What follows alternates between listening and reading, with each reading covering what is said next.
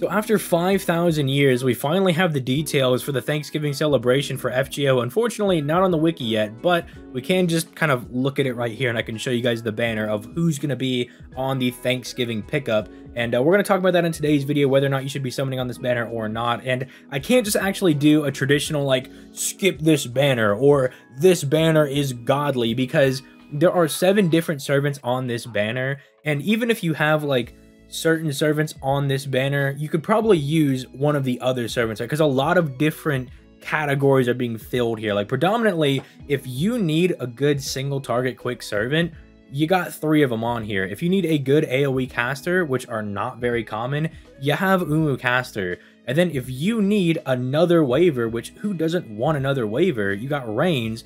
And then, you know, you got Tweedledee and Tweedledum back there. Not to say that they're bad or anything, but they're probably not sticking out for anybody summoning. I mean, if you're going for Moriarty or Zhongyu, then you are incredibly base. And let me know in the comments down below, but you're probably going to be very few and far between. But before we begin, if you have not already, consider clicking that like and that subscribe button. Your boy's on that daily FGO content grind for you guys, and all he asks for in return is a like and subscribe on the video to help your boy out in his journey to 100k. If you're just absolutely starving for content, I got 2 things for you guys. One, you can click that join button, become a channel member, and get channel member exclusive content here on the ZTL channel. And you can also go down in the description, click that Twitch link where I stream every weekday, or I'm at least trying to stream every weekday. Again, your boy is a college student and is trying his best to min-max his time right now, so I try to stream every weekday when I possibly can, but sometimes your boy's just tired. But with all the intros out of the way, let's just go ahead and talk about this banner and whether or not you should be summoning for it or not. Now, I think one of the first major things to kind of talk about just right off the bat is you got to understand what's coming after this banner. So I would say there are 3 more major banners left in 2021, and that's going to be Saber Astolfo, Super Orion, and then the New Year's banner. So those are probably the 3 super hype banners that are still left in the year. Saber Astolfo's a little iffy. It kind of depends on if you already have people like Okita, if you're a fan of Astolfo or not. That's going to greatly affect if you're like super hyped for that banner or not. But I do acknowledge that a lot of people are really looking forward to his banners. So technically a hype banner. Super Orion is just an absolute buster critting maniac. He's absolutely stupid insane. And if you're a more free-to-play player, I would definitely recommend at least saving some Saint Quartz to make sure you can try to summon on his banner, because that dude is absolutely nuts.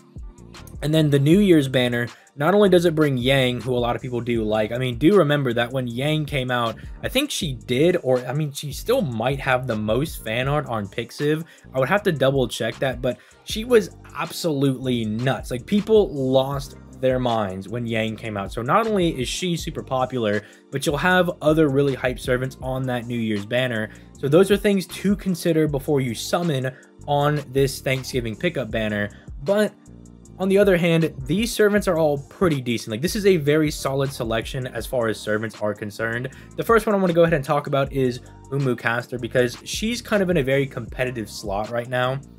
Because AoE casters, there's really not a whole lot of them going around right now. You don't have a whole lot of solid options when it comes to AoE casters. It's like Nero Caster, Nitocris, and then you're kind of grasping at straws at that point, right? Like, you can maybe like make an argument for 1 or 2 like here and there, but you really don't have a whole lot of like really solid options, right? Like, and those are the 2 that come to mind when you think of like actually really solid AoE casters. So the fact that she's like one of the very few select few good AoE casters makes her very valuable. It's also very good that she has a 50% battery and is a buster AoE servant, because that means she's going to be pretty good with Tomamovich. Although the only problem is that her damage can be a little bit lacking, but I mean, you should be kind of fine, especially if you're going to throw some grails and, you know, some gold foes her way. You know, she'll definitely be putting in a bit more work if you do that. So she's definitely a very solid servant. If you're wanting to go for Nero Caster, you can go for her because she's a very solid AoE caster,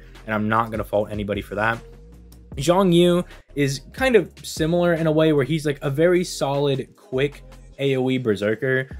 It just kind of depends if, like, do you have Scotty to make him good? Because if you don't have Scotty, you're going to have probably, I would say, mixed results using him. He's not a bad servant by any stretch of the imagination, and definitely gets, I mean, overshadowed a lot, I would say, but it's probably because you know, like if you don't have Scotty, you can't make him look like his absolute best. And you know, as I've been seeing with a lot of comments, you know, not a whole lot of people are having Scotty. You know, as many as of the Scotties I'll see on the friends list, you know, every time I just pop into a chat or I do a stream, it seems like nobody's got Scotty. So maybe that's why Zhongyu's not super popular. But you know, he is definitely very good if you have the pieces to make him look a bit better. It's just like he's not really a must summon, I would say. It's kind of like, if you get him, you'll definitely appreciate how good he is, but you don't need him, right? I kind of say like that because, you know, AoE berserkers, especially AoE quick berserkers, you know, are not exactly super hard to come by because you also have Lancelot, who's a lower rarity option for him, right? So, you know, like very good, solid. I could definitely understand somebody going for him because he just is like a generic good servant. And when I say generic, I'm not saying he's bad. I'm just meaning like all of the buffs that he has are just generically good. Like everything he has is just pretty good. So he's definitely solid. You could go for him. Reigns, I don't really think I need to justify like telling people that like you should definitely consider summoning for Reigns. After she gets her buff next year, and actually will be coming pretty soon on this skill, she actually will have a like full 50% battery for somebody like Waver does.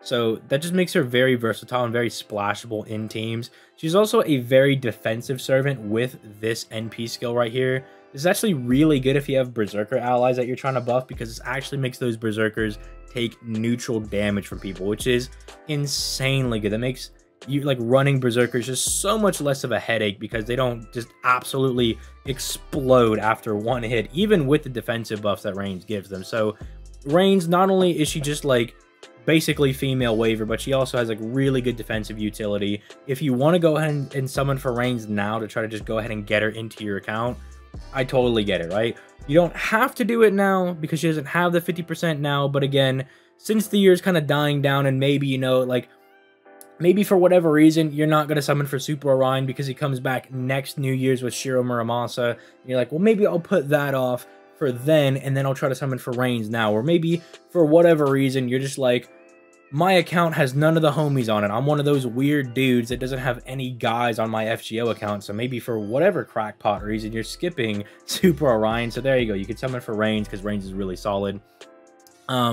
Jack. So, okay, I'll say this, like, Jack and Skahawk, I know people were really upset about this in the quick single target video. They're not bad servants. People really got that interpretation because they weren't even in the honorable mentions, which again, first and foremost, I can't throw out an honorable mention for every single servant in, you know, the game because we'd be there for 5 hours. But the reason they're not there is because while they do really hold up when it comes to damage and looking good on that one turn, their follow-up turns are not as strong as some of these other servants. Like, FGO is moving to more of a 3-turn consistent type of like style of gameplay for a lot of their servants. And the servants that just only look good for that one just absolute wham turn are kind of falling off a bit. So, I mean, Skahawk and Jack aren't bad. And if you just need somebody to get chunked, like you have a 1 HP bar, or you just need to do a lot of damage and even just pump them out, like plug suit them out, they're absolutely good for that. If you just need like someone obliterated off the field, or you just need a massive dump of damage, right? They're very, very good for that. And their niches are still very good as well, with Skahawk being mainly an anti-divine niche and Jack being a mainly a mainly anti-female niche. Sorry, I'm slipping over myself here. But they're both still very good for that. It's just, I don't think they hold up quite as well when it comes to the more modern quick servants. But again, if you just need somebody chunked and they have like very high damage, very good damage mods, they're both very, very good for that. But then we have Okita, who, like, if you're going to summon for one of the 3 single targets, I definitely recommend going for Okita, because after her buffs, I mean, she's just going to be absolutely crazy. You know, as I was mentioning in that quick single target video, you can actually have her just have 2 really good consistent turns. Now, that's not quite as good as like the servants that are good for 3 turns, the more modern servants, but she still does hold up because her 2 turns are absolutely crazy.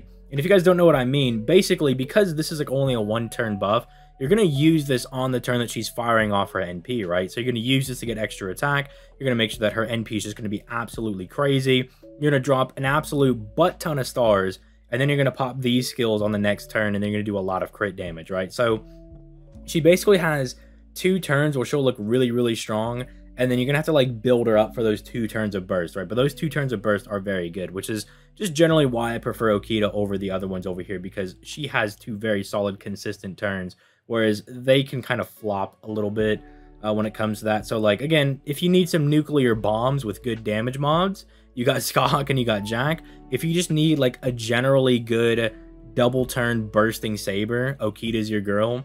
And then if you just need an evil grandpa, you can go for Moriarty. Moriarty's not bad, especially after his buff. He's got the 50% battery, provides his own stars, turns everybody evil, and then double buffs him with 40% charisma. You know, has the ability to like pierce invincibility. Like, he's just generally a very, very strong servant. Just kind of gets overlooked. I feel like, I don't know why, because he's a dude. Like, most of the male servants kind of get overshadowed sometimes. Like, you have to be as good as like Arjuna Alter or Super Orion, or you have to be like Merlin to get any recognition in FGO. Like, if you ain't a chick with big tits, like, people are overlooking you, you know what I'm saying? But don't overlook Moriarty. He's definitely really, really solid. If you're in need of a strong single target buster archer, again, like Zhongyu, I think just a lot of the stuff that he has are all just very good, generic good things. Like 50% battery, that's just flat out really good. Double buffing, just flat out very good, right? The fact that he drops the stars for himself, can pierce invincibility, all of that is just generally generic good stuff. Like, no weird buffs needed here, right? He doesn't have anything odd that you gotta kind of like use your brain about, right? He's just very point and click, right? Especially after he provides his own stars now. So very, very solid servant. Just kind of unfortunate that one of the next few banners is going to be Super Orion, and I would definitely recommend that if you're in need of an archer, you skip out on the Moriarty daily and just put those quartz towards Super Orion, because Super Orion just obliterates whatever's in his path, dude. Like, Super Orion is absolutely nutty. We'll talk about that when he comes out, but I hope this video helped you guys out. I'm just thinking about who you guys want to summon for on this Thanksgiving banner. Personally, if you wanted to ask me what I was going to be doing, I'm probably going to be skipping out. Like, I might summon for Okita, because I already have Skahawk, I have Umu, I have Jack, I have Reigns. I would like Moriarty, because I like him a lot, but again, because Super Orion's coming out, I'm taking my own advice. I'm going to be skipping, and I might go for Okita, because I do just think that Okita is just generally a very, very strong servant. Even though I don't have Skahawk, or it's not Skahawk, but Scotty, I'm going to be summoning for Okita, so that should probably tell you how good I think that she is. But with all that being said, you guys have yourselves a nice day. Peace, late, guys.